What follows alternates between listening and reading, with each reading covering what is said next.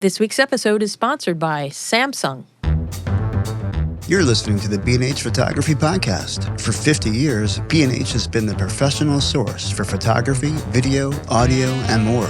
For your favorite gear, news, and reviews, visit us at bnh.com or download the B&H app to your iPhone or Android device.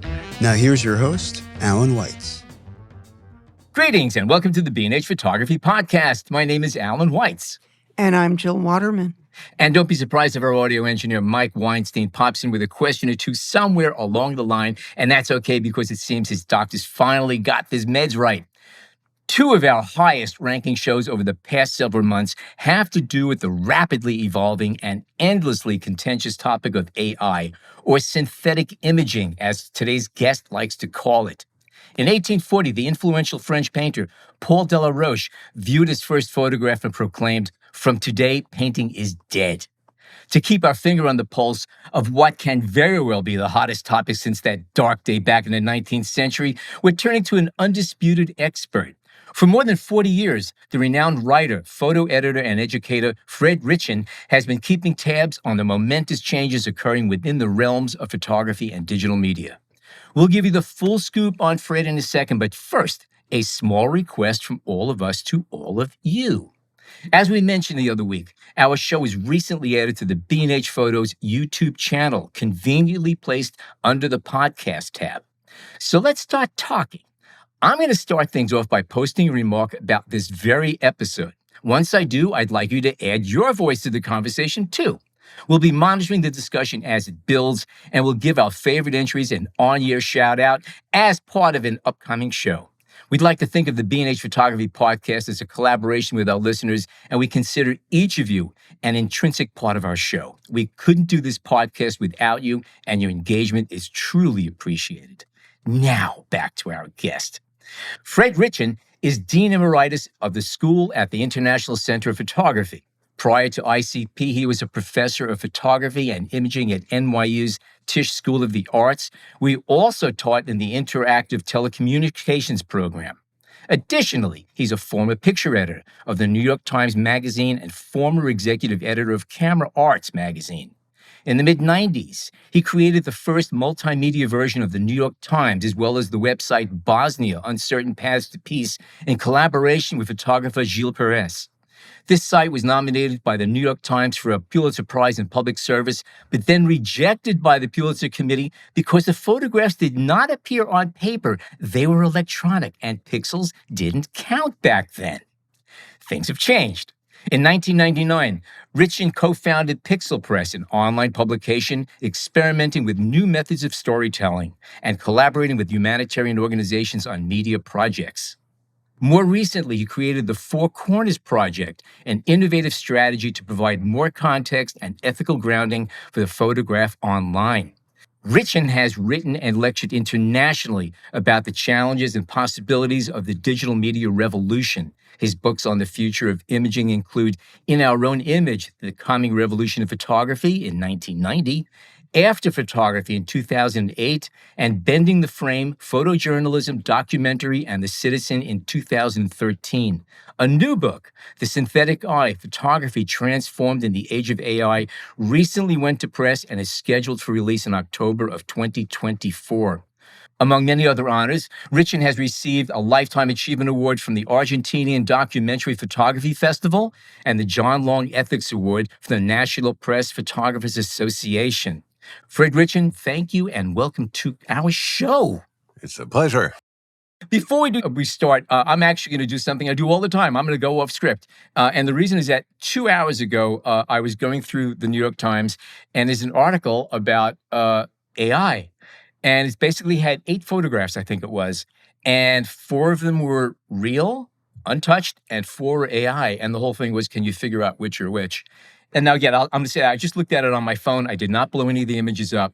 I got 2 wrong in each category. Mm-hmm.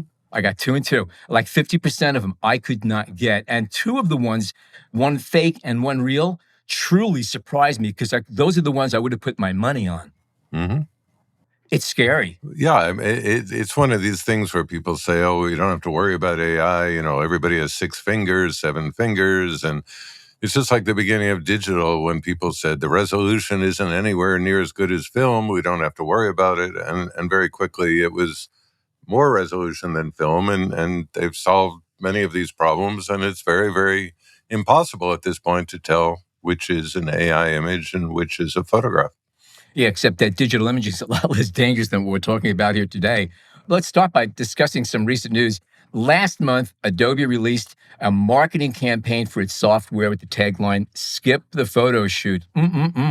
Needless to say, this went over like a lead balloon. And the Photography Trade Association, ASMP, responded by issuing an open letter to Adobe denouncing this action. It's also been reported certain Adobe employees have expressed concerns that AI integration into Adobe software may risk cannibalizing the company's own sources of income. But wait, there's more. Just the other day, the U.S. Department of Justice filed a lawsuit against Adobe, alleging the company obscures fees and makes it tricky for users to cancel software subscriptions. It seems that Adobe is starting to make Boeing look good. What's your take on this? I can't get that idea of Boeing looking good out of my mind there. But no, look, it's considerably worse than that. Scott Belsky, who's the chief strategy officer and executive vice president of design at Adobe, he recently said that this is a revolution.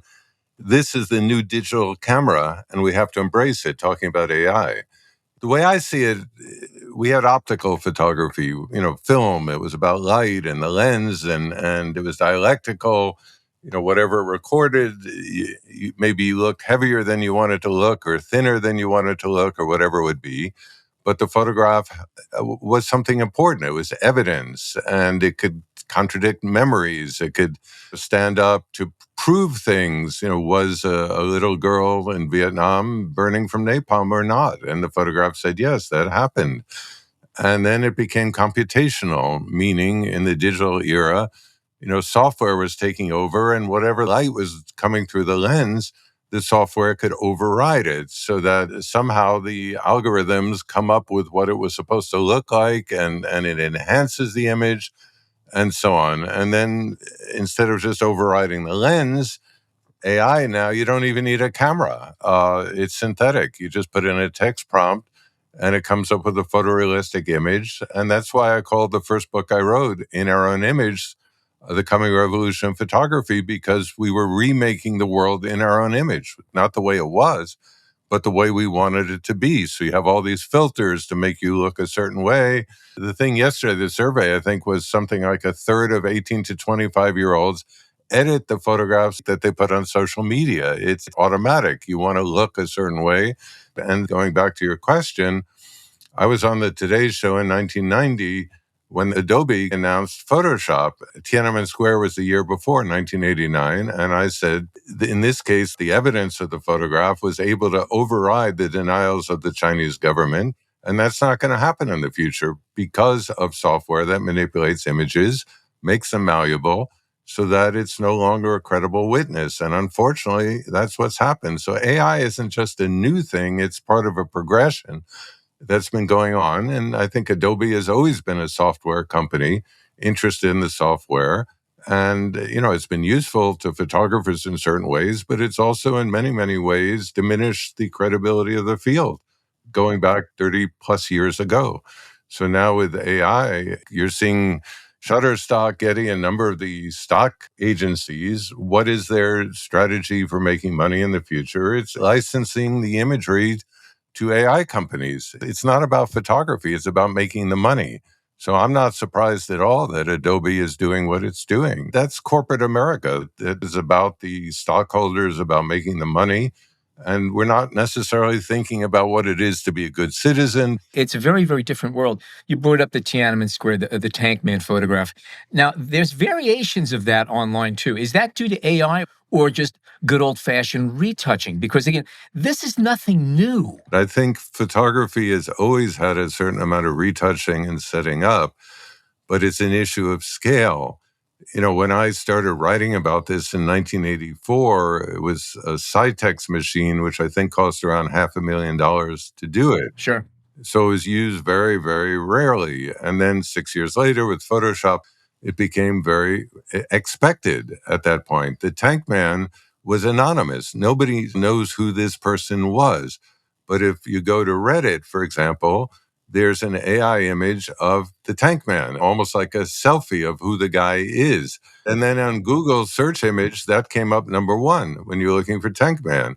So you're distorting history. So that photograph comes up before the real picture. But it's not a photograph. It's a synthetic image. I stand corrected. This synthetic image comes up instead of the actual photograph of the event. That's correct. And it will more and more because often they're livelier, they're more vivid. And certain studies show that people actually find more credible synthetic images than actual photographs. What is it about them that makes it more attractive? I mean, is it the fact that you can control every angle and every bit of that frame? That there's nothing left up to that's helter-skelter? It's control? What is it? I think a lot of the photography that we're used to seeing is almost a template. There are certain ways of photographing. If you photograph a writer, they're in front of the bookcase. If you photograph a politician, they're giving a speech. There's kind of things we do over and over again. And in my experience with AI, they're often surprising. For example, I asked in a text prompt for the greatest mothers in the world, a photorealistic image. And it came up with a synthetic image of what looked like an ape taking care of her children. I never would have assumed it would not be a human. It did something different than I thought it would do. And I often get that kind of feeling. I experiment with it. I want an ethical image of a homeless person, and it comes up with an image that I don't see, a smiling guy, warm, making eye contact instead of this kind of stereotype of a victim that we see all the time. So I think AI can be very idiosyncratic in certain ways. It could be completely wrong. It could be racist, misogynist, and terrible, but it can do things otherwise. Because I think in photography, it's pretty boring often. We see millions and millions of selfies, my breakfast, over and over again, these certain genres that are repeated.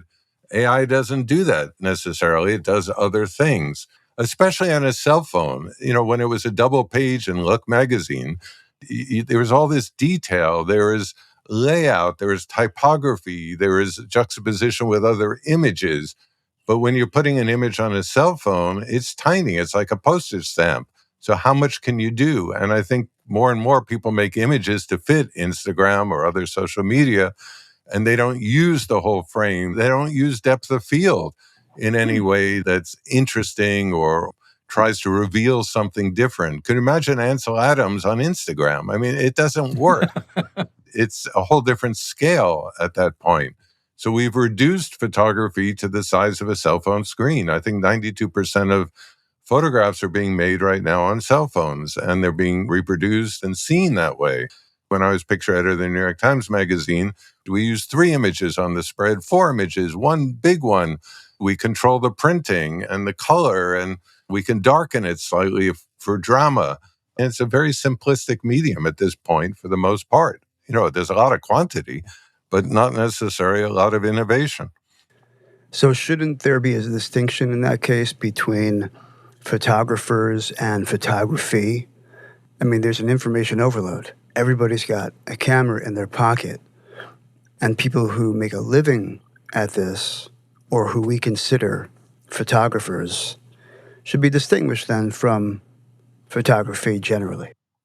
I agree and disagree. I call those images cell phone images. I don't call them photographs at this point because I'm trying to distinguish exactly your point, which is that when you're working with an actual photograph, with the whole frame, with, again, depth of field, contrast, and so on, there's a lot of control, that's possible. It's the difference in a way between a sketch and a painting. They're not the same thing. But to a certain extent, what we're used to seeing in a lot of professional photography is a kind of over and over again, oh, the bride and groom look amazing. Oh, the product looks amazing. Oh, the advertising is amazing. Oh, the president looks good. But it's not critical. The Americans, Robert Frank, things like that, were very different. They were critical. They were interrogating. They were asking questions. And they were going beyond making things look good. So I think that still exists in a big way, for sure, among professional photographers and amateur photographers as well. But, that's stuff that you see often now in museums and books. We don't have the magazines that would publish it anymore. Often what you see in a slideshow online is, oh, we'll put the first 3 or 4 or 5 exciting images, to get the clicks there. So it's good for the advertising, but it's not sequenced the way it used to be. An opening picture that engages the reader, a second picture advances the narrative, a third picture that maybe contradicts it, the way you make cinema, the way you make a film. That used to be the way we would make photo essays. 8 pages Eugene Smith is very, very different than what you see on social media for the most part, in large part because of the format. The good thing about social media is you get all kinds of opinions, perspectives, people on the spot, billions of people with cell phone cameras. So you see things differently. So those are good things. Those are powerful things. But in many ways, it's a different medium at this point. It's not the same medium that we're used to in the 20th century. I'd like to take note of 2 points you brought up. Number one, first of all, you were talking about size and scale of looking at images. And you and I, in particular, we've transitioned from the times of large magazines when even like Life magazine was a big magazine. It wasn't just an 8.5, 11 thing that fit into all of the other slots in the magazine racks. And even if you're into music, you bought an LP, you bought an album, and that was a 12 by 12 canvas with a photograph or an illustration. But there was a 12 by 12 inch canvas you could hold in your hand and get a lot of information onto. And then from there, we went to a CD, and it shrank down to 6 by 6. And then it went down to just a little artwork on the iPhone to 2 by 2. So the artwork has gone down. So the images themselves have had to become more simplistic just so we could read them, just to be able to interpret it. And another thing, you kind of dismiss iPhone pictures, and I would say that 99% of them really can be dismissed. Okay, there's no two ways about this. One of the things that I have found is that I learned on a large format camera, 4x5, and there's a look to large format that you cannot replicate with a smaller camera. I went from there to 35, and I found that my pictures were very different. And there were some pictures I could take only on a 4x5 and did, and the rest of them on 35. And it's the same thing now with my iPhone. I find that I take an amazing amount of photographs, and some of them are just records, they're diary, and some of them I compose as carefully as I do with my quote-unquote real camera. And there are some pictures that I know that I cannot take because my favorite photographs are with a 50mm lens at f1.4 or f1.2. That's what I like. I can't do that with my phone. But I use my phone to take the kind of photographs that the phone is capable of doing and is designed to do. I just treat each of the cameras and I say, okay, this is the limitations of what this camera can do. So these are the kind of pictures I'm going to take with this. And yeah, I won't be able to take those ones I really would like to take once in a while. I'm not disagreeing with you. I'm a big fan of snapshot photography, amateur photography, the same thing with cell phone photography or imaging. What my problem is that you often see them as individual images. You don't get the ability to build a story. Understood. 12 pictures, 16 pictures to do it, add text. On picture number 3, you add a little audio, you do this, and then everybody sees it. Like with Life magazine, the millions of copies were all the same. So everybody understood whatever color correction was made or whatever was made on all the issues. Everybody got that. And now, if you're looking at it on this phone or that phone, it may be a different format, the screen or whatever it would be. So it's coming through in different ways. So I think that's certainly important, but it's not the same as what you just pointed out, whether it's large format, a 35mm or whatever it is. You lose a certain control, which in a way is good. It's more spontaneous. Going back, though, to your 12 by 12, 6 by 6 on the CD and the album cover, to this point is when it was a vinyl album, you listen to track 1, then track 2, then track 3. It was done in a sequence for a purpose. And in the digital, all this is made to jump around. And so you're losing sequence. You're losing that linear progression that the 20th century saw. Page 1, page 2, page 3, first picture, second, third, and fourth. If you take the great photo essays, they're built on that kind of sequencing. Now people are used to jumping around, track 7, track 2, track 9. It doesn't really matter anymore. And the same thing with imaging. So if I'm on Instagram, I could jump from this image to that image, to an ad, to this, to that, to the other.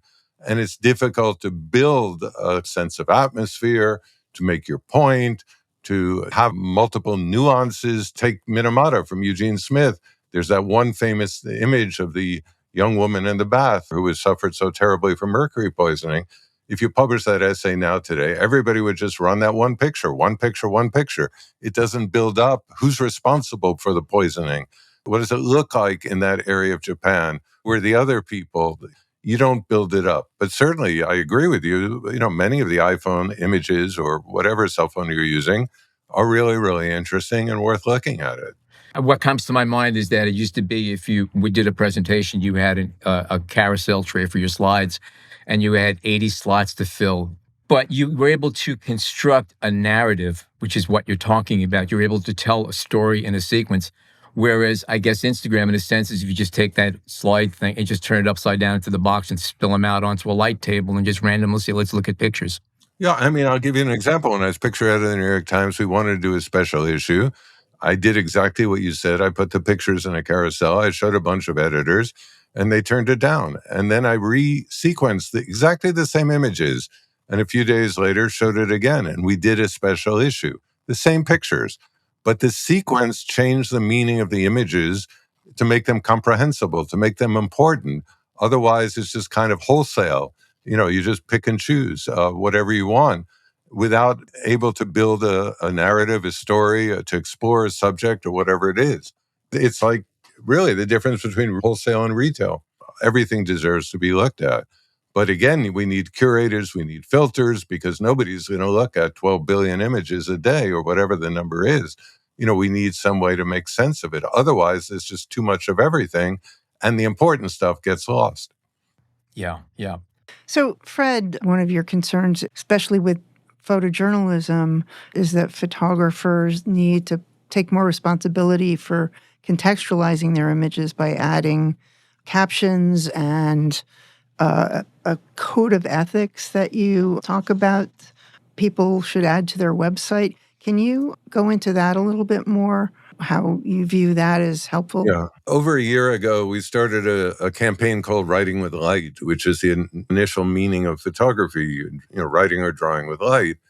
It was at that time with Magnum Photos, National Press Photographers, with World Press Photo, and some independents.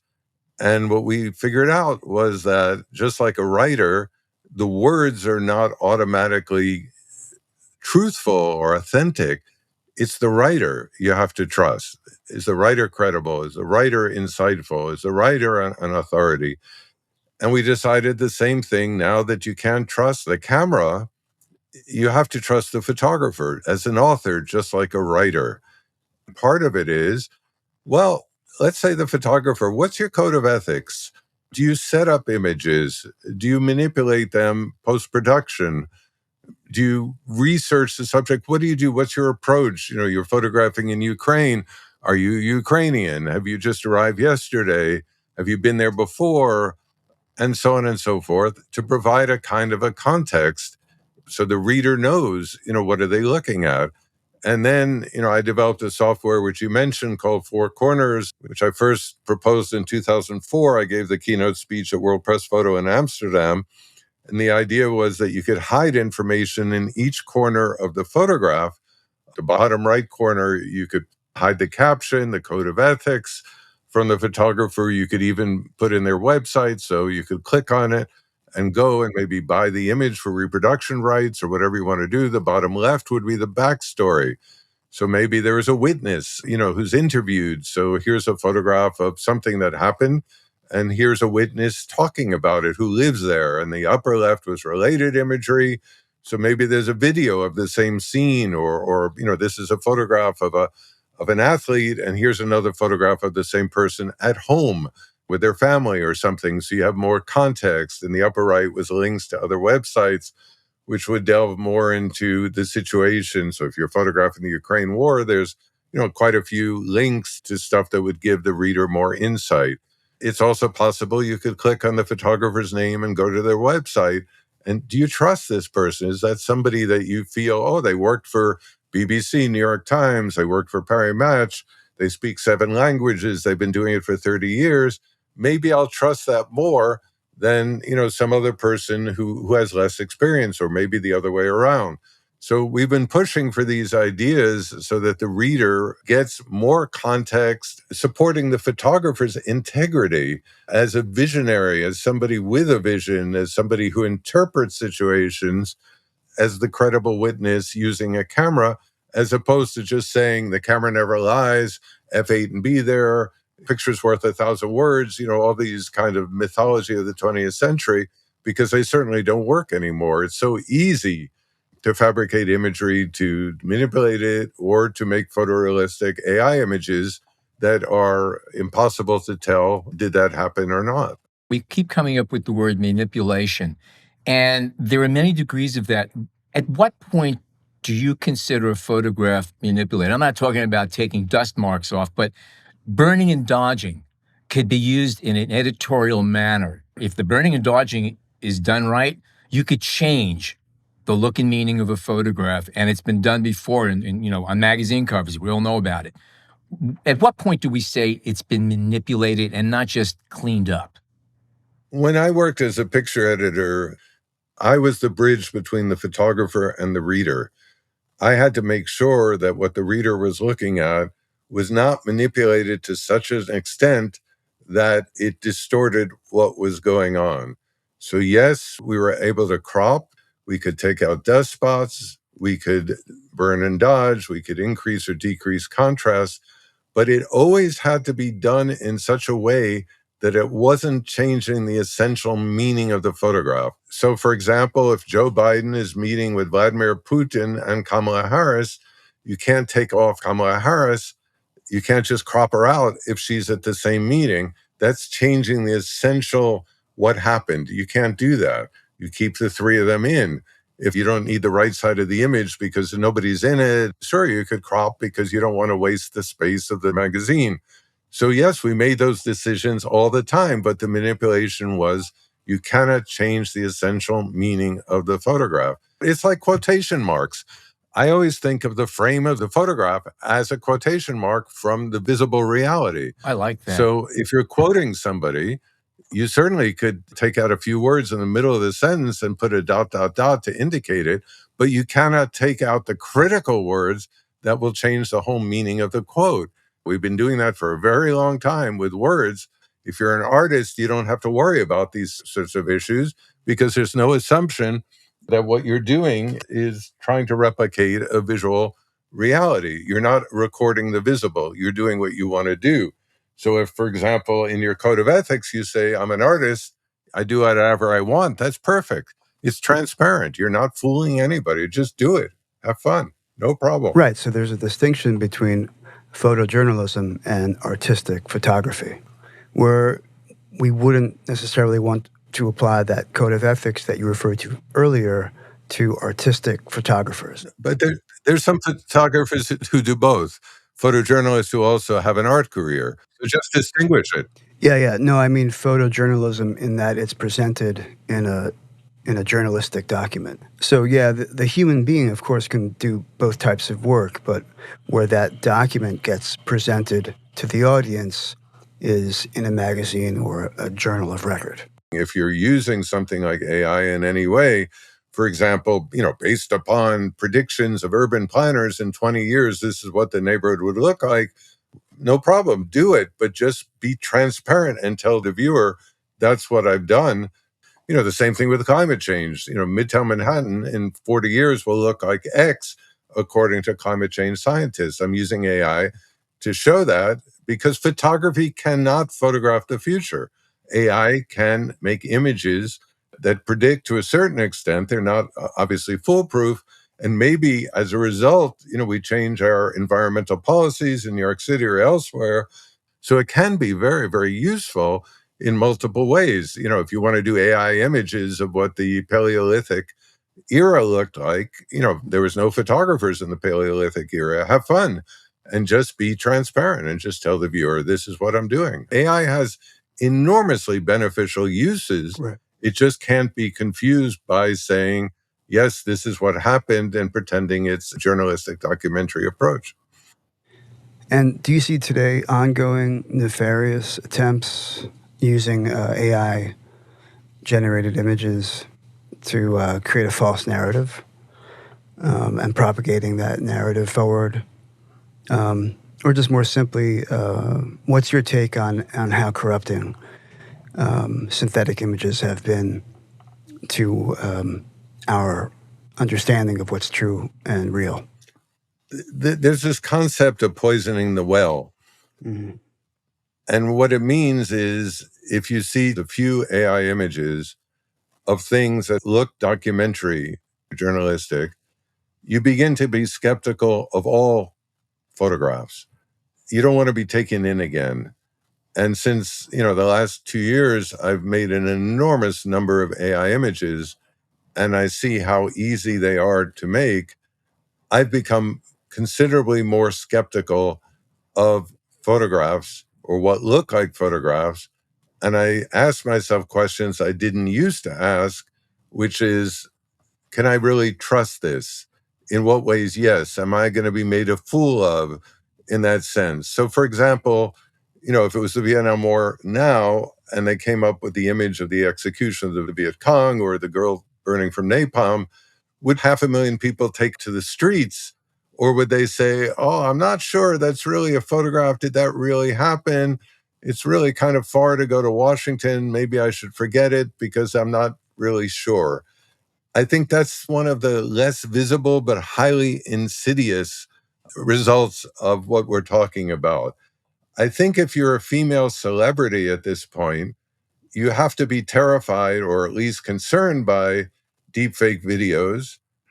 I just actually did the research a few minutes before we started talking. The number of sites that encourage people to make these videos, you stick in a photograph of somebody, it could be your teacher, it could be, the girl down the street, and they make either videos that are pornographic or the nudify software, which is already happening, like in middle schools, where boys are making, unfortunately, nude images synthetically of classmates, and you're traumatizing people. And as far as I know, there's no federal legislation in the US dealing with these kind of deep fake videos where you're putting people in scenes they never were part of. I'm kind of the canary in the coal mine. I do text prompts to see, will the AI systems allow, I want them to say, no, I will not make that image. So, for example, I put in Nazis giving out candies, to kids in the Warsaw Ghetto. It turned me down because of Nazis, so I put in fascists giving candies. No problem. Right. And I'm doing that because anybody could do the text prompt. It's not rocket science. You just write 8 words, 12 words, and see what comes out. And then you keep pushing it until it get you what you want. For example, I put in slave owners, 19th century America, and it started coming up with not only white slave owners, but black slave owners. Right. And I'm saying, where the hell are you coming from? What are you doing? Are people going to be putting this in textbooks and distorting history? And what are we doing about it? How are we controlling it? And once I start putting this stuff online, the new AI systems may well be training from my AI images. I don't put them online for the most part, but they could train with it and completely distort histories. And that is frightening. A counterexample might be when Google's image generator really messed up and depicted the founding fathers as African American and black Nazis. Now, there was such an outcry against those mistaken renders that Google immediately took those searches or those results offline and fixed that mistake. I think there is an actual and real problem with kids traumatizing their classmates by creating sexualized images of them. But when it comes to these more popular, very politically incorrect results from image generation, the resulting hysteria and outcry compels the companies to patch those particular holes really quickly. I think that's a very idealized version of it because much of it is open source. You could do it on your own. There's no guardrails. That's one part. Another part, for example, again, as a canary in the coal mine, the big AI companies announced with elections coming, we're not going to generate, political images. So immediately I just tried it. I said, Kamala Harris and Joe Biden at the beach. That's all I said. And it come up right away with them holding hands at the beach. I didn't ask for that. Nobody knows how the algorithms work. None of this could be 100% controlled. And all you need is a few of them slipping through and then getting published for the whole system of photography, video, and so on as credible witnessing to take an enormous hit. Right. Look at Facebook with all the years that parents have been complaining about social media, the kids being depressed. So, we're doing something about it. We're doing it. And then finally, it turns out these things are so big, they can't control everything. They don't have the staff to do it. Right. So these are platforms. These are not publications. When I worked at the New York Times, if we screwed up, we could be sued. These platforms are enormous, but they're not judged as publications. They're not held responsible for everything on them. And you're going to see, my opinion, more and more these very nefarious images coming up. And often the most nefarious images are the most subtle. The ones that just tweak the history a little bit, just change it a little bit, and nobody notices. For example, I was doing the March on Washington, which was a highly integrated march for civil rights. Martin Luther King gave his famous speech. And when I put in a Black person there, it made all the marchers Black. When I put in a white person, it made them all white. And that changes the nature of the civil rights movement. And they segregated out the people. I didn't ask for it. The algorithms do it. So that, I think, is a really good point. This subtle modifying over time, incrementally, of images so that by the time the final form is rendered, everyone's sort of confused as to what's historically accurate. And there's almost like a artificial Mandela effect. Exactly. However, the example of an image of, President Biden and Vice President Harris holding hands at the beach, the problem with an image like that ever gaining traction is also part of this world that we live in which specifically I'm talking about everybody has a camera in their pocket, so that these really absurd images, if they're just one-offs, no one buys it. There's just too much potential corroborating photographs that aren't available for some of these really absurd images to gain traction and take off. It feels to me like. No, I think, what happened in Gaza, I have a student of mine at ICP. He found the pro-Hamas and the pro-Israel social media. They both had a certain amount of fake imagery, and he pointed it out. A sizable response on both sides was, it really doesn't matter if the images are fake. We know what the truth is. And I think we're so fractured that even if it's an AI image showing something that never happened, people will say, that's true. We know it happened even though it didn't happen because it's true, because that's the reality we're living in, which is not a shared reality anymore. In the Vietnam War, you may be pro-war, anti-war, but again, when you saw a photograph of a girl burning from napalm, that's what happened. You could say, okay, that's part of war. You could say I'm against the war, but we had a common reality, a shared reality.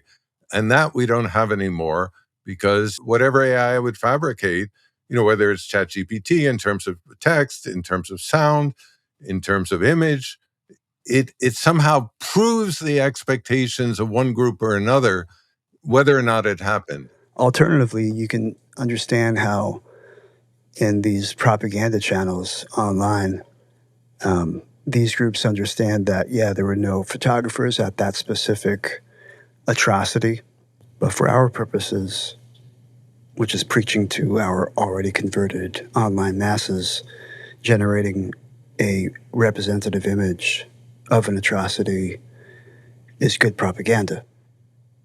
Well, it's a post-truth era. So in the post-truth era, a synthetic image holds, for many people, the same weight or more weight than a photograph. We come from a generation where the photograph proved things. Now that's not part of the conversation the way it used to be. Reality is fabricated. Reality is what we want it to be. It's consumer entitlement, in our own image. The name of my book, we want the world to prove our ideologies, our pre-expectations, and that's it. And if it doesn't show it, then we reject it as fake news.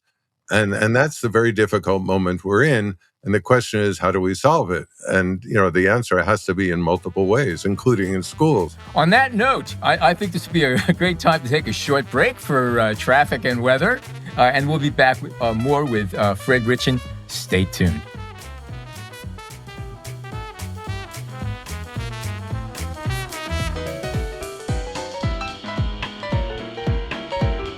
When recording and storing high-resolution video, photos, and data, you need ultra-fast, safe, and reliable data storage.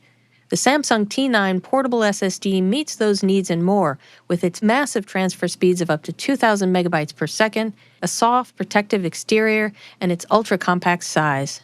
The T9 is not only fast, it's compatible with the latest models of the Apple iPhone and Samsung Galaxy. It sports ultra-low power consumption with advanced thermal technology, and it comes in multiple capacities to choose from, making room for as much data as you need. Head on over to bnh.com for more information about the Samsung T9 and all their memory products, or use the link in our podcast show notes. Okay, we are back with Fred Ritchin, and the discussion is AI, and it can't be more timely.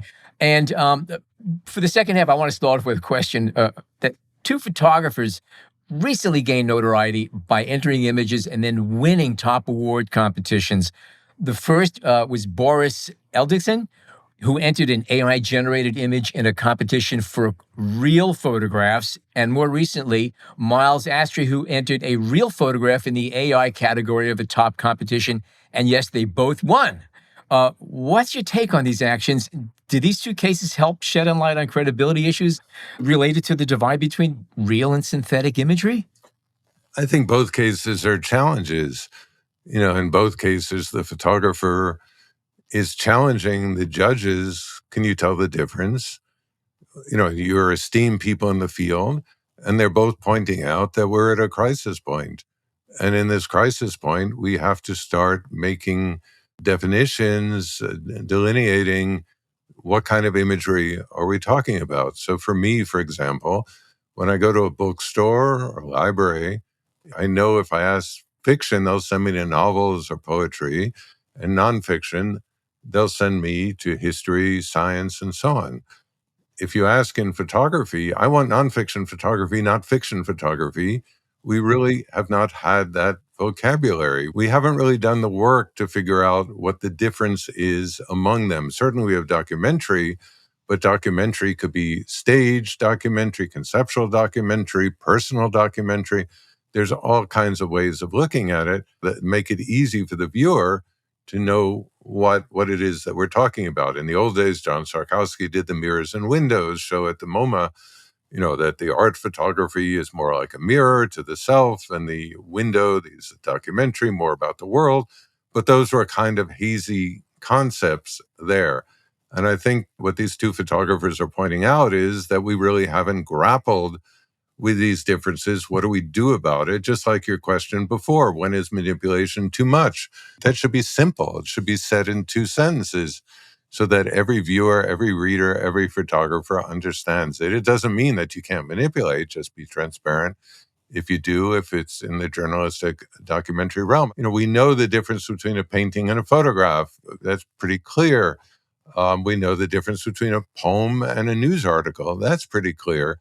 But I think what they're asking in these contests is what's good and what's bad on each? When are they useful? When is one preferable to the other?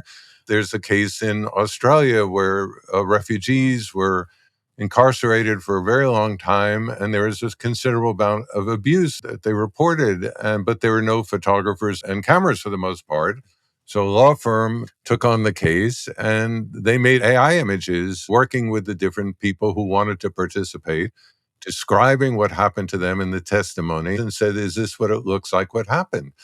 And when they did, they used it to make it visible, the abuse, which otherwise was invisible in a sense. And I think cases like that where AI itself can be quite useful. So I think these people, by, submitting their imagery, are really trying to start a debate, a discussion as to what should be allowed and not. The recent case with Adobe, again, with Ansel Adams, the estate was complaining that in the style of Ansel Adams, people were making synthetic images.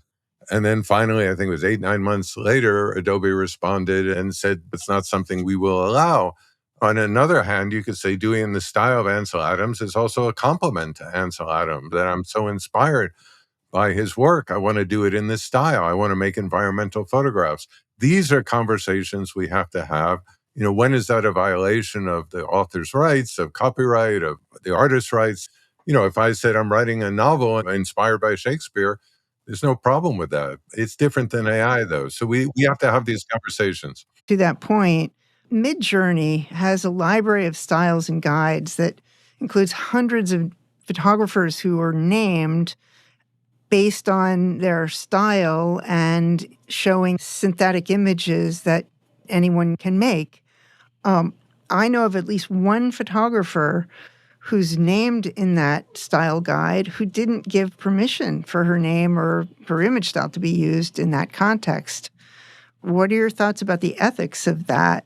Yeah, to me, that's sort of like fast food. It's not real food. It's like, just click on in the style of whoever and see what comes up. It's not done with seriousness, with respect, with, a sense of integrity. I think it's wrong to do that kind of in the style of all these people without asking permission. If you want to say, I want to do it in the style of Matthew Brady in the 19th century, who's not alive now, you could possibly argue differently. If you want to say, again, Ansel Adams, the great environmentalist, the Sierra Club, and I want to work in his style to help the environment in a serious way, you can make an argument for that. But I think, you just don't want to be in a situation where you're clicking and you're getting Cartier-Bresson decisive moment, click and I got it. I want to buy the camera that has the software that'll do it for me. To me, that's demeaning in many, many ways. I'll tell you, frankly, in 1984, I started writing about this. And when the Pyramids of Giza, the National Geographic cover, was changed 2 years previously, I interviewed the editor-in-chief of National Geographic, and he told me on the phone that really it's not much. All we do is go back in time and move the photographer a few feet to one side to get a different point of view. Wow. To me, I was stupefied. That idea, it's like science fiction. Yeah. Am I going to go back and move Cartier-Bresson? Am I going to go back and do that? I don't like that stuff. I think these things can be very, very problematic and can be done very cynically. But I think there are instances where you could say, I'm so inspired by somebody's work, and as an influence, I want to be able to use that and build on it and move it in different ways, not just, replicate it, but I want to do something different with it. Louis Hine with child labor. Can I use some of that work and use AI and figure out a way to help kids who are working today? What can I do? That could be an interesting research project. But a lot of this stuff is just commercial and gimmicky and highly problematic. Yeah, and disrespectful to the photographer whose name is being used without their permission. I mean, Well, they become commodities at that Right. point. Yeah. Something that I've noticed from playing around with AI, and I've come up with some images that I absolutely love. And all the work that I do, I use my own photographs as the base. I work mostly in Firefly. And I've come up with some images that are they're delightful. I love them because I've always appreciated good illustration. And I've always been envious of illustrators because I can't illustrate. I can photograph, and some of my photographs look like illustrations, but I can't just take an airbrush or acrylics or whatever and just illustrate something. Now I can. But even with some of what I think are the coolest images I've come up with, I do not get the same personal satisfaction as I do of taking an original photograph that comes out exactly the way I saw it in my mind's eye, that I got it. And I could take credit for that. I can never take full credit for anything that I've done in AI because a lot of it is just like a slot machine to me. I think you're right. It's chance. But for me, photography was in the dark room, seeing things the camera saw that I might have missed. If I'm working with a 28 millimeter lens on the street, I can't see everything in a fraction of a second. The camera will record stuff. Oh, I didn't realize, that there's a guy carrying a basketball behind the people I was photographing. I didn't think about that. Or that the tree was missing a branch. I didn't see that. I think of AI as conceptual. I think of photography as perceptual. And so I use it as a conceptual medium. And so I'll ask all these kinds of questions about the most beautiful woman in the world, or the smartest person, or the most creative woman, or whatever it would be. And I want to see what it comes up with, because maybe it'll give me ideas and help me rethink things. And that actually has happened quite often. I also do things like, let's say, make a street scene for me that looks like a photograph, but do it in the style of a jazz musician. Because I'm also interested that people we don't know of as photographers, but we know of their work, how does the AI translate that into image, or the other way around? If you're writing a short story in the style of Walker Evans, how would it come up with that? I think there's kind of a transmedia thing that AI is good at. Of course, a camera is not going to write a short story, but it can synergize, it can make these connections. And again, it's just experimental. It's just to see what it does. The way I use it is as a thought exercise. I'm not trying to commercialize it or inflict it on people or rewrite history. I just want to see what it comes up with.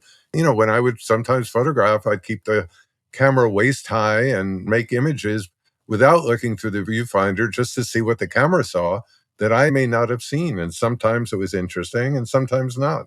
So I think there's a lot of ways to approach this. But again, I just go back to my point that we need terminology, we need definitions, we need to think these things through. And to Jill's point, also, we have to worry about the ethics of it. For example, in France, you have moral right.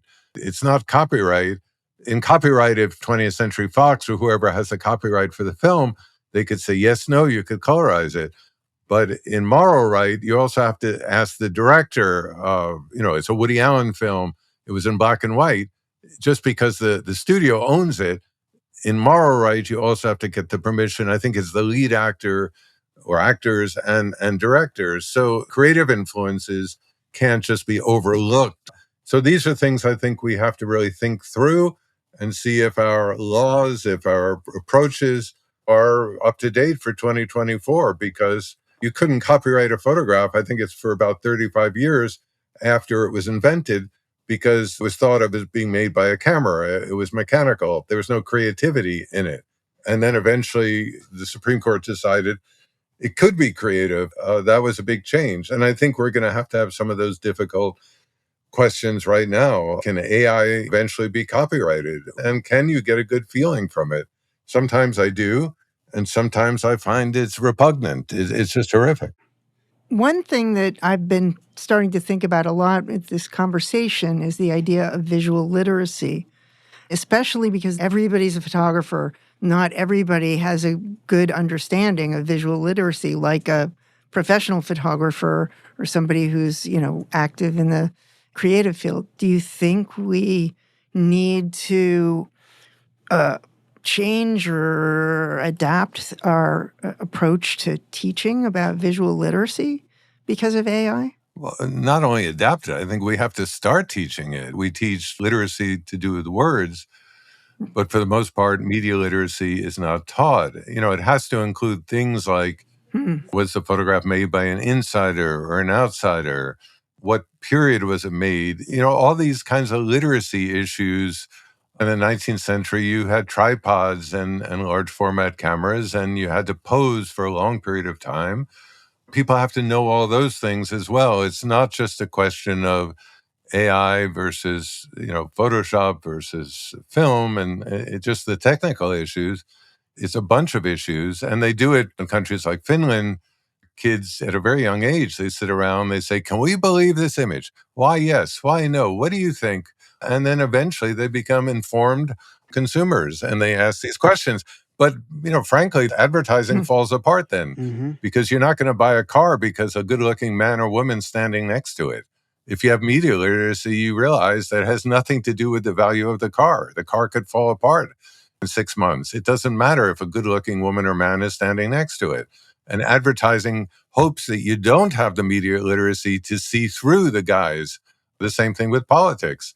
It works in a similar way. So yes, we need media literacy, not only for the kids, but for their parents, for the whole family, starting at a very early age. I think we have to be prepared for this stuff. So yeah, Fred, it seems to me that we're living in a postmodern, post-truth world where there's absolute information overload. And I think a lot of people have fallen back to rely on legacy media institutions like the New York Times and the Washington Post, for example. So I guess my question would be, in terms of the people who work in those institutions, do you feel that at least those folks are up to speed and have the media literacy that you're talking about? And then also, what's your opinion of the effectiveness of the C2PA camera authenticity regimes that we're starting to see being implemented? Those are two very big questions that you're asking. I think my response is, I think that basically every newspaper and magazine that wants to be respected as a credible source of news needs to, in a very prominent way, make clear what their policy is. We publish these kinds of photographs or videos and not those. And if we do publish the second sort, we will be transparent. We will tell you. And for those of you who don't know what AI is, click on this here and we'll show you a demonstration. And they should be doing that quite regularly so that people know. For example, I'm involved in a lot of these discussions with journalistic organizations. And then sometimes I point out to very reputable publications, you just did a story on AI images and you label them photographs. They're not photographs. But your photo department, whoever is writing this, needs to be very, very clear with the reader and with themselves what the differences are. And in a 24/7 news cycle, of course you can make mistakes, but this has to be at the top. The problem with things like the New York Times or BBC and so on is that there are an awful lot of people who don't really care about those kinds of news sources. They get their sense of the world from social media. It's much more tribal. It's stuff they already believe. It reinforces their ideology. And those systems don't have those kinds of guidelines or desire for those guidelines. So I think at some level, whether it's federal or local, there has to be some way in which, like false advertising, for example, there's something that happens when you do something to deceive, to distort on purpose. Do you lose your license? In the old days, the Federal Communications, you could lose your license if you're a radio station. How do we try to control this in some way? Do the big, Metas and X and so on, do we make them more responsible? It's really a big set of issues that involves legal penalties.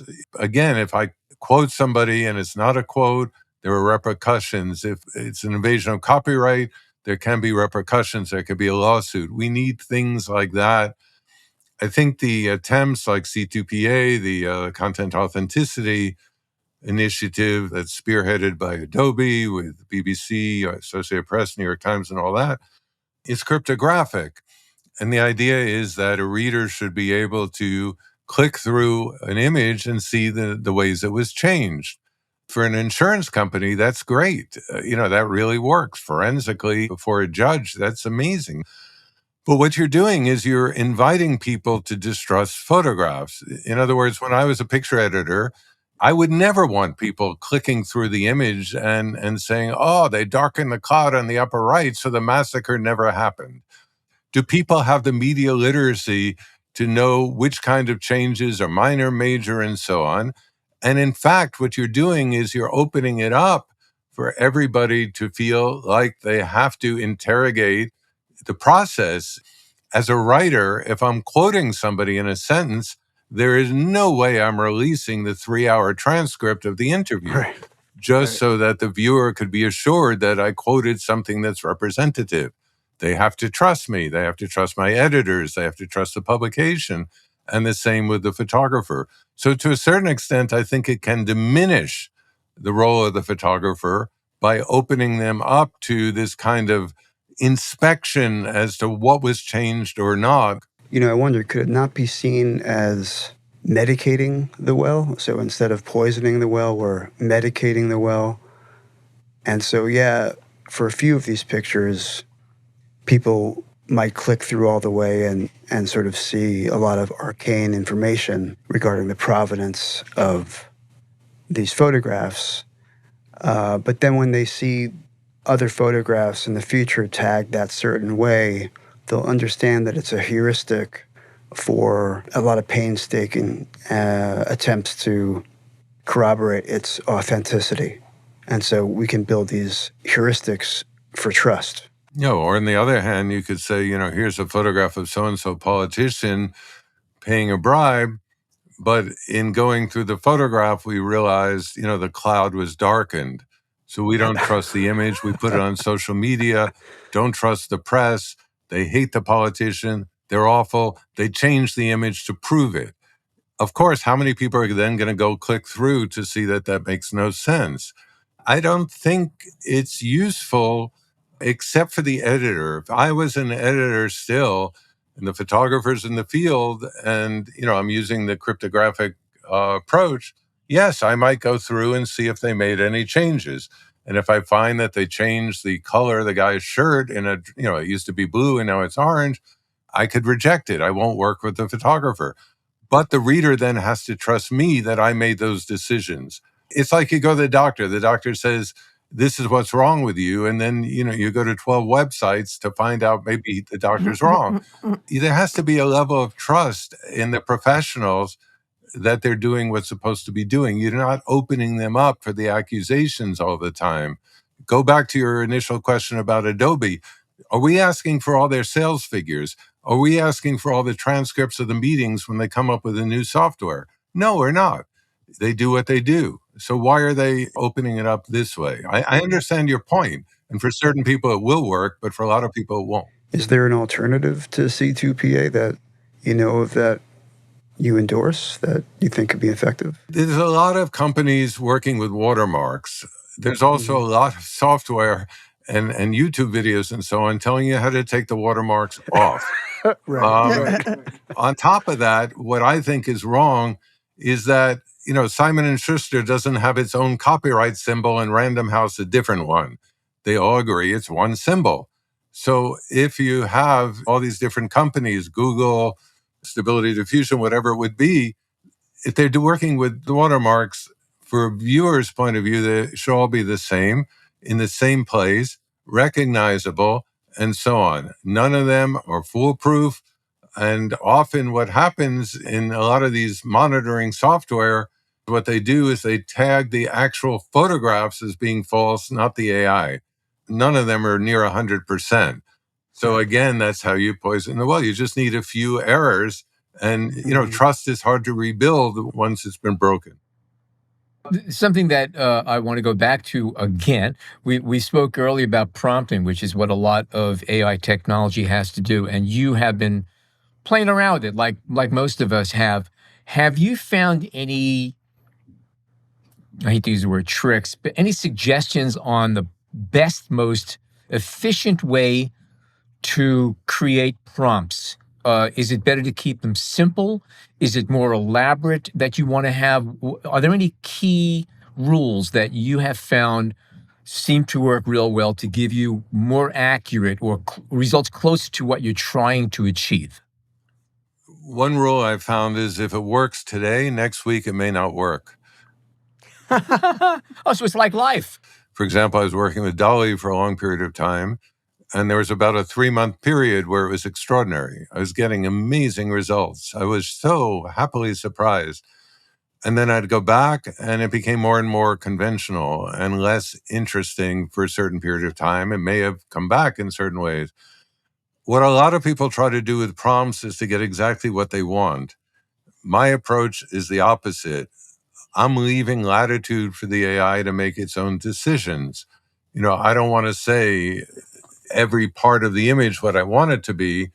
I'm just giving it a general idea. In the book I wrote, when I was picture editor of the New York Times Sunday magazine, sometimes I would give a photographer an assignment, which I knew had to be done. It's a photograph of a writer. We need the person in their office, the typewriter, the desk, the books, whatever. But then I say, surprise me. You're there and I'm not there. And maybe you'll see something or feel something. Surprise me. And maybe we'll run the picture, maybe we won't. I can't promise, but surprise me. Just don't do what I want you to do or tell you to do. Use your own intuition and so on. And I was often surprised. It was wonderful when it worked. I remember Norman Mailer, I think it was the photographer John Franco, and there he was on his motorcycle, with his helmet. I said, wow, that's fantastic. A writer is not at his desk. He's on his motorcycle. And I think with AI, the same thing. I remember I did something like a child's view of a successful writer. And all it gave me was images of successful children who are writers. I wasn't asking for that. I was asking for children seeing adults.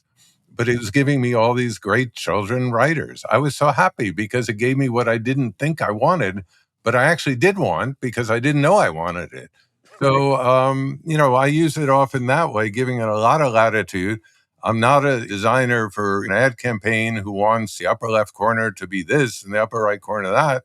That's not what I'm doing. I'm using it as a partner, a collaborator. And sometimes it comes up with really interesting things and sometimes it doesn't. But I like that sense of accident. Again, that's what drew me to photography. It wasn't that I could preordain the image. It was that I released the shutter and the image that came out often could be surprising. That's cool. One thing I found is that it could be scary and it could also be fun. I've been doing an on and off series on park benches and trees. And it's a pretty long series already. And I decided to use prompts to add to the series to see if I could create images that would equal what I was doing. And I was floored by the images that were coming up because I'd be able to take these pictures and blend them in with my photographs. And I don't think anybody would be able to pick up on it. I was able to nail it. But what do you call the image then? Photo promptograph. I thought you called them photo illustrations. Well, yeah, it could be also called a photo illustration, but I don't call it a photograph. It's not. I mean, I'll call it a promptograph, photo promptograph. That's what I have been using. And it's clunky. We're going to have to come up with something slicker than that. I know that. Yeah. But for the time being, when I do have these images go up, they're noted as what they are. Right. No, I agree with you 100%. It's just like, I think the terms we come up with could be really interesting and much more, definitive. And so it's a kind of a hybrid that you're doing, which is a very interesting hybrid. Well, if it's just prompts, I would say it's a promptograph. I think it's a fair word and it's literal. But if I use my own photographs as the basis for both the composition and the color palette and the texture, I try to get as many of my own images into these. So there I put the photo dash promptograph. And that to me is pretty expressive, a lot of syllables. I go for whitesograph or elanogram. I don't know. An elanogram. Elanogram. Ooh, baby, I love it. Okay. When I was interviewed by the Columbia Journalism Review, we worked out what to call some of the AI images they published, and it begins, this is a synthetic image, comma, not a photograph, comma, generated in collaboration with the author in response to the text prompt, and naming the AI system. But we wanted to be really clear, not just it's a synthetic image because people don't know what that means, but also that it's not a photograph, because these were more documentary. But I like what you're doing. I like that kind of hybridization of different forms and playing with it and seeing where we go. In that sense, it's a renaissance. We have more possibilities than ever before. We should be actually really happy about it and using them in different ways. You can't photograph a dream, but you could certainly make synthetic images of what you remember of a dream. It could be phantasmagoric. It could do all kinds of stuff and could really be fun. But again, I think the crisis is the mixing it up and the diminishing of the credibility of the photograph. Mm. I believe in one of the articles that I read while prepping for this, you mentioned that there were some Holocaust survivors that were asked to tell stories of trauma from earlier in their life, and they used AI to illustrate Yeah, these. it was in the city of Ashkelon. It was I believe it was an old age home, and they were asking them, when you were in Europe as a child, could you talk about the most traumatic episode? And they made AI images in an exhibit. You could understand therapeutically that could be great. People say, "Oh my God, that happened to you. I'm so sorry. Tell me more about it." Suddenly you have a history that's more visible. But then, one of the major Israeli newspapers said, but at the same time, it's undermining our sense of history. And if you take it the next step, I could be the grandson of a Nazi, and I could do the same thing and show how my grandfather was this great guy and he played football with the prisoners. The history then becomes highly, highly malleable. But what's the difference between doing what we just described, where having somebody talk about something from their past and using AI to illustrate what it probably appeared? What's the difference between that and having an illustrator listen to these and create illustrations? The New York Times does it every single week in the magazine section. They'll have an illustrator illustrate the story. But now we have AI that can do it, as long as the viewer could know that it is AI and not real photographs. That's the problem. Yeah. Yeah. One can be misinterpreted as Yeah. a document Yeah. of a real event, and one can't. Whereas an illustration in a magazine, it's an illustration. In a Yeah, if it magazine. looks like a photograph, drawing. people assume it's a photograph, and then you end up distorting histories and actually re-victimizing people, because then their abusers can be made out to be, nice people that they weren't, and off the hook in that sense. No, it's at the very beginning. Photography started in 1839 with daguerreotypes and so on, and I think we're kind of in 1841 in terms of AI. We're just beginning. Yeah. And we're feeling our way. And, as you started the broadcast, Paul Delaroche said painting is dead. He was completely wrong. We got Impressionism, Cubism, Minimalism, Abstract Expressionism. Photography liberated painters not to be representational and to go with their imagination, their intuitions, be expressive. And you could argue that AI can do some of the same things with photography and so on and so forth. It could open up new vistas in really good ways, but it's just at the very beginning of it. But unfortunately, the world we're in, there's a lot at stake in figuring this out quickly in terms of, with the issue of witnessing. Yeah. In our last AI-related episode with Stephen Shanklin in February of 2024, we ended up doing a follow-up interview with him because of OpenAI's release of the Sora text-to-video model while the episode was still in post-production. It was the first time we ever had a guest return to the show on the same show. It was kind of fun. Now, that said, you have a new book, The Synthetic Eye, Photography Transformed in the Age of AI, and it's on press right now. We're looking forward to it. Given the speed at which AI technology is evolving, do you feel that parts of this book might become dated or obsolete before its release? Well, it's about to go on press, but no, look, this is the fourth book I've done on the future of imaging in a digital environment. I just reread the piece I wrote in 1984 for the New York Times Magazine, and it was saying something like, in the future, we'll have possibly synthetic actors, dead actors who could be reconstituted to act in films.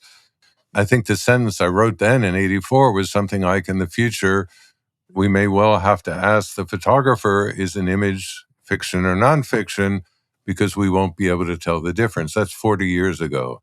So, yes, some of the technologies change and get better and quicker or slower.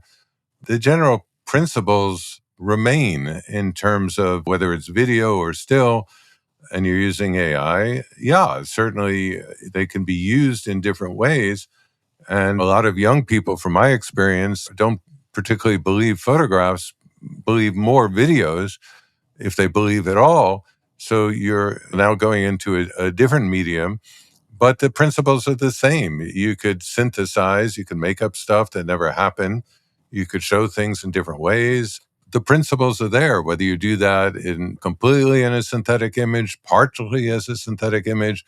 The idea is that we're getting the world to look the way we want it to look, as opposed to using a camera to show the recording of the visible as it is. We've never said photographs are truth. They're always interpretations, but they have been viewed as recordings of the visible. That no longer is the case. What do we do about it? So, no, I'm not worried about so much stuff happening. My concern, frankly, is the opposite. Why is there so little resistance in the field knowing this stuff was coming? Why didn't journalists band together in the 80s and 90s? What do we do about it? This could be great, software and so on. But just your question, when are we going too far? Why it was Taylor Swift being put into a deepfake video that suddenly got politicians waking up. It's like climate change. It takes something real radical to make people wake up, It's like Rock Hudson with AIDS. Ronald Reagan woke up. That was a friend of his, back then. But we're a lot smarter than that. We certainly can invent AI. We can invent Photoshop. We can invent amazing camera technologies.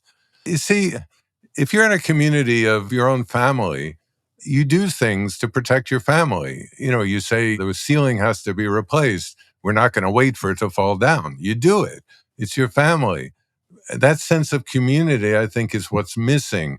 This is better for the American people. This is better for the world, whether it's climate change, AI, or whatever it is. And that's a major reason we don't do these things, because we're trained to be, and consumer capitalism is self-centered. Are you happy? Do you get the Big Mac? Do you get what you want? Yeah, then the world is fine. But my question from the beginning has been, who loses when the photograph is no longer credible? Well, it's the victims of massacres, the victims of famine, the victims of earthquakes, victims of war. We don't have to worry about them anymore because the imagery is not credible. So, we could just pretend they don't exist. They're the ones who lose the most, and we're more insulated. For wealthier people, it's easier.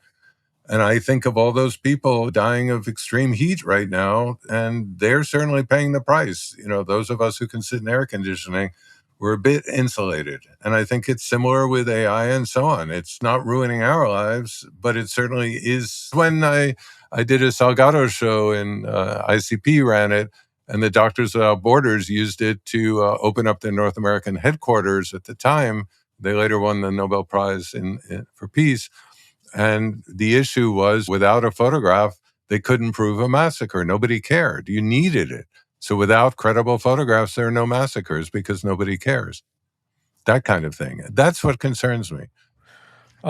Fred, I only have 7 more pages of questions, so please bear with me. But who wrote the questions? You or AI? I wrote them. Good question. I'm all joking aside. This is a topic that we can just go on for a long time. I say that often, but the truth is, the more you talk, the deeper it gets, and the answers are very difficult to come up with. And we're going to find them as we go along. We really appreciate your insight. Obviously, you've had a heads up on this for a while. You saw it coming way back when. Many of us did. You truly recognized it and started discussing it and asking questions about it. And it's nice to know that you still are. I'm looking forward to your new book. In addition to the book, is there anything else going on right now that our listeners should know about? When I was a picture editor of the New York Times Magazine, I really loved the job. It was very much about witnessing and showing what's going on around the world. And then eventually, as I moved out of that kind of a role, I moved much more into how can imagery be used by NGOs, by humanitarian organizations. I worked on a campaign to end polio worldwide with UNICEF, WHO. Salgado was a photographer. I worked on the Millennium Development Goals. For kids around the world, they should have clean water and education and electricity and so on. And one thing that we don't talk about is the positive impact of photography on the world. So, for example, Gideon Mendel's a South African-born photographer, and there's a feeling in Western governments and NGOs that to give antiretroviral medicines to HIV-positive people in Africa was a risk because they weren't sure they were disciplined enough to take them regularly, which was incredibly racist and stupid. So Gideon went to a pilot project in South Africa for 4 years and photographed. People took them, they got better, they were healthy, they were able to work, take care of their kids. And I asked UNAIDS, what was the impact? And the response was 8 million people are now on treatment, to a large extent because of this kind of work. And the same when I worked Millennium Development Goals. I did a study. There are 21 to 27 million people alive, largely in Africa, who wouldn't have been without those campaigns. So we know that photography can be helpful, can push forward. So I've co-curated a number of shows on the war in Ukraine. I'm working on a book now on Ukraine with Maxim Dundiuk, a Ukrainian photographer. I'm working on different kinds of projects like that. I'm always looking for ways that imagery can be useful, helpful in the world, and what kinds of imagery you have to make in order to be helpful. So the idea is you can't give up. You have to keep doing it. You have to keep pushing it. And often this stuff is successful. So I'm working on things like that all the time. I teach that kind of stuff, image-based strategies for human rights. How do you push it forward? That's what I'm looking for, to put into practice these ideas, to go beyond the issues of AI and software, whatever, into ways that can be effective. And often photography and imaging is still very effective on local levels where there's a greater degree of trust. And I think more and more all of us have to take advantage of that to try to push us to a better place, because certainly the world needs it. And what do you do in your spare time? You're a busy man. Is there a website that our listeners could visit to catch up on a lot of these? It's called thefifthcorner.org. The fifth corner being photographs have four, so it's kind of a meta look at it. There's a lot of the talks and writing. I highlight a lot of projects, and there's a lot of essays I've written online, Vanity Fair, Vogue, and which I've been reading, and they're well worth the time. I suggest our listeners read some of these. There's some interesting insights, goes into depth of a lot of the topics that we just touched on today, and well worth the time. Fred Ritchin, thank you so much for joining us. I was really looking forward to this conversation. I still have a lot of questions left, and maybe we'll catch up on another time. But we really want to thank you so much for joining us today and sharing your ideas on a very, very hot topic. No, I appreciate it. And I appreciate the many, many really smart ideas that came out. So from you guys and all of us. So thank you very much. It was great. Thank you. Yeah, thanks, Fred. It's been a pleasure. If you are a fan of the show, but not yet a subscriber, head on over to Apple Podcasts, Spotify, or B&H's YouTube channel, wherever you get your podcasts, and click subscribe. You can also find us on the Explorer blog, where we post photos of our guests and show notes. And please join us on Facebook at the B&H Photography Podcast Group, where you can share your favorite photos and comments about the show. I'm your host, Alan Weitz. Jill Waterman is our creative producer. Episodes are recorded, mixed, and edited by technical producer Mike Weinstein. Our executive producer is Sean Steiner. And on behalf of all of us, thank you oh so much for tuning in today. Thanks to Samsung for sponsoring this week's episode.